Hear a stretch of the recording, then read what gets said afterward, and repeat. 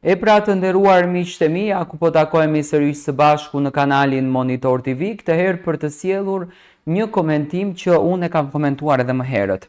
Mario, i shumë përfolur Mario, Egli Shtatzën është larguar nga shtëpia për të lindur fëmijë, domethënë është e turpshme, realisht është e turpshme kjo që ne nxjerrim nga goja. Mario ka qenë i komentuar vite më parë. Mario është një instruktor palestre që unë në komentimin që kam bërë edhe në TikTokun e Monitor TV ka shkuar mbi 200.000 komentimi. Kam komentuar, kam sjell fotografinë se kush është ky Mario, i cili dua t'i kërkoj falje me pa të drejtë u bë fytyrë publike, ndërsa Egli mbrëm ka sqaruar çdo detaj. E para një herë është shumë jo koherente dhe është shumë e turpshme si për familjen e Eglit, edhe për vetë Eglin, por edhe për gazetarët dhe për profesionin e gazetarit, të krijon lajme të rreme, lajme që kanë të bëjnë edhe me etikën e një femrës.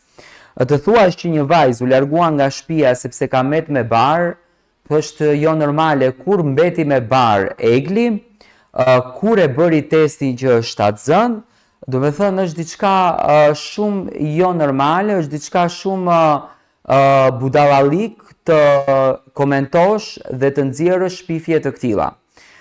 Shumë bukur u treguar arsyeja pse iku Egli nga shtëpia. Egli ishte me një viroz të rënd, ku ishin edhe banorët të tjerë. Një natë para se Egli të largohej nga shtëpia, Rozana ishte shumë keq me virozën, kur unë e mbaj mend të gjestja ka çuar ushimin tek krevati.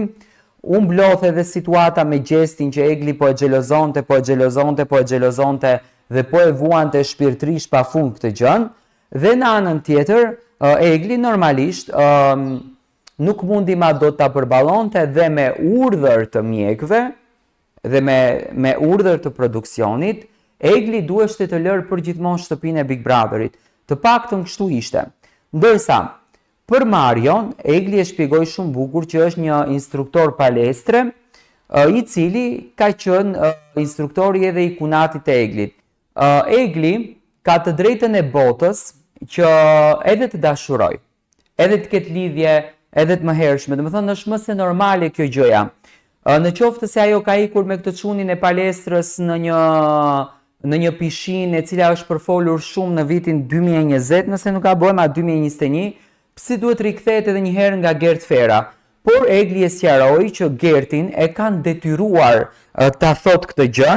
Gerti i ka thënë Eglit që un kam ngrënë me gojën, kam bërë një gabim, më thuaj çfarë të duash, por më detyruan që ta them këtë gjën, edhe e ka thënë këtë gjën, dhe kjo ka qenë situata që Egli u përfshi shumë.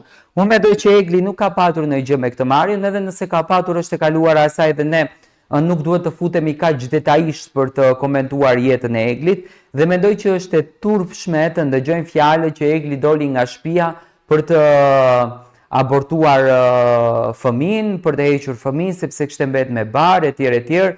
Domethënë është lajme të cilat vërtet Eglin e kishin prek shumë, por edhe Gerti ja ka pranuar vetë që e kanë detyruar. Egli nuk tregoi se kush e ka detyruar, sepse Ledioni e pyeti, por domethënë nuk është e bukur që duke detyruar tjetrin të krijojmë imazh për një vajzë e cila vërtet nuk është se bëri një gabim për vetëm se dashuroi. Ky është qëndrimi im ndaj këtij komentimit.